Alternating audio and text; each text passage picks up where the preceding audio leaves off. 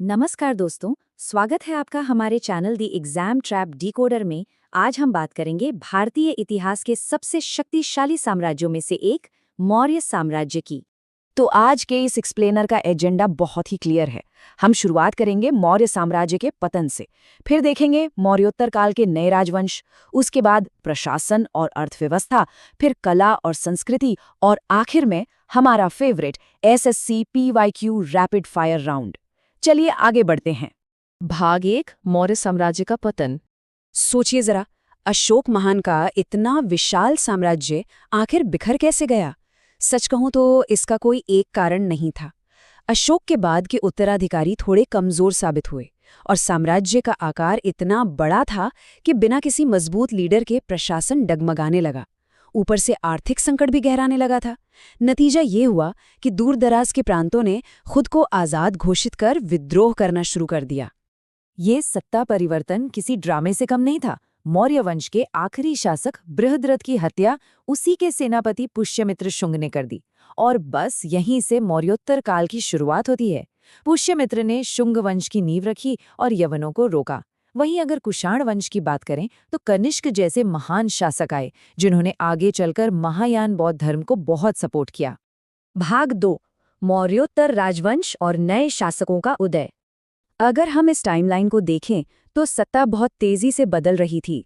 185 ईसा पूर्व में मगध में शुंग वंश आया, फिर 73 ईसा पूर्व के आसपास कण्व वंश ने उनकी जगह ले ली। पर ये सब सिर्फ उत्तर भारत में नहीं हो रहा था।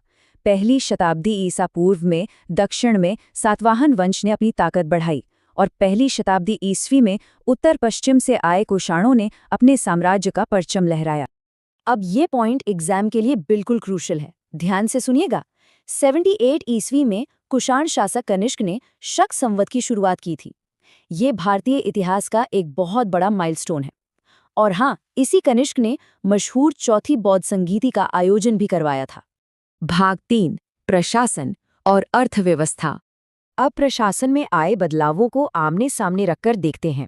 मौर्य प्रशासन पूरी तरह से केंद्रीकृत यानी सेंट्रलाइज्ड था, लेकिन मौर्योत्तर काल में खासकर सातवाहनों के समय एक बिल्कुल नया सिस्टम देखने को मिला। प्रशासन विकेंद्रीकृत यानी डिसेंट्रलाइज्ड हो गया। उन्होंने ब्राह्मणों और बौद्ध भिक्षुओं को जमीन दान देने की प्रथा शुरू की और प्रशासन चलाने के लिए आहार नाम की क्षेत्रीय इकाइयां बना दी। इकोनॉमी की बात करें तो ये दौर एक जबरदस्त आर्थिक उछाल का था। खासकर संगम युग के दौरान रोमन साम्राज्य के साथ हमारा समुद्री व्यापार बहुत मजबूत हो गया था। भारत से मसाले, सूती कपड़े और हाथी दांत का खूब निर्यात होता था। पोहार और मुजरिस जैसे बंदरगाह तो उस वक्त इंटरनेशनल ट्रेड के सबसे बड़े हब बन चुके थे। भाग 4, कला और संस्कृति। कला के क्षेत्र में ये दौर एक मास्टरपीस है। दो बिल्कुल अलग शैलियों का विकास हुआ। एक है गांधार कला शैली, जिस पर यूनानी प्रभाव साफ झलकता है। यहाँ बुद्ध की मूर्तियां बहुत ही रियलिस्टिक बनाई जाती थीं। और दूसरी तरफ है मथुरा कला शैली, जो एकदम स्वदेशी थी और इसमें चमकदार लाल बलुआ पत्थर का शानदार इस्तेमाल होता था।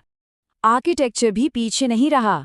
मौर्य काल के सांची और भरहुत स्तूपों को शुंग शासकों ने और भी भव्य बना दिया। उन्होंने विशाल तोरण द्वार और पत्थरों की सुंदर रेलिंग्स लगवाईं, और दक्षिण में सातवाहनों ने एक बिल्कुल ही अलग और खूबसूरत अमरावती कला शैली को जन्म दिया। भाग 5, एसएससी पीवाईक्यू रैपिड फायर, हमारी चर्चा का सबसे इंटरेस्टिंग हिस्सा। तो पहला सवाल आपकी स्क्रीन पर, शुंग वंश का संस्थापक कौन था? सत्ता के उस बड़े उलटफेर को याद कीजिए। बिल्कुल सही, पुष्यमित्र शुंग। इसी ने अंतिम मौर्य सम्राट बृहद्रथ की हत्या करके सत्ता हासिल की थी। चलिए अगले सवाल पर चलते हैं। कुंडल वन में चौथी बौद्ध संगीति किसके शासनकाल में हुई थी? सही जवाब है कनिष्क, कुषाण वंश का सबसे महान शासक। और ये भी याद रखिएगा कि इस संगीति की अध्यक्षता वसुमित्र ने की थी। ये सवाल एग्जाम में बहुत बार पूछा गया है। प्रसिद्ध जूनागढ़ शिलालेख किसका है? ध्यान रहे, ये संस्कृत भाषा का पहला सबसे बड़ा शिलालेख माना जाता है। इसका उत्तर है रुद्रदामन, जो एक बहुत ही प्रतापी शक शासक था। और हमारा आखिरी रैपिड फायर सवाल, मिलिंद पन्हो नामक ग्रंथ किस इंडो ग्रीक शासक से जुड़ा हुआ है? एकदम सटीक। मेनांडर, जिसे मिलिंद भी कहा जाता था। ये ग्रंथ बौद्ध भिक्षु नागसेन और राजा मेनांडर के बीच हुए बहुत ही गहरे संवाद पर आधारित है। जाते जाते इन सबसे महत्वपूर्ण फैक्ट्स को एक बार फिर से दिमाग में बिठा लेते हैं।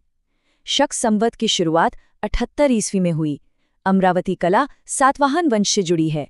गांधार कला पर यूनानी प्रभाव है और मथुरा कला में लाल बलुआ पत्थर का उपयोग हुआ है। अब जरा सोचिए, क्या मौर्य साम्राज्य का पतन वास्तव में एक अंत था, या फिर इसने एक ऐसी नई सांस्कृतिक और आर्थिक क्रांति को जन्म दिया जिसने भारत को पूरी दुनिया से जोड़ दिया? तो दोस्तों, आज हमने मौर्य काल के प्रमुख शासकों, प्रशासन, अर्थव्यवस्था, कला, स्तूप, शिलालेख और SSCPYQ को विस्तार से समझा। अगर वीडियो पसंद आया हो तो लाइक करें, शेयर करें और हमारे channel the exam trap decoder को सब्सक्राइब करना बिल्कुल न भूलें। धन्यवाद। मिलते हैं अगली शानदार क्लास में।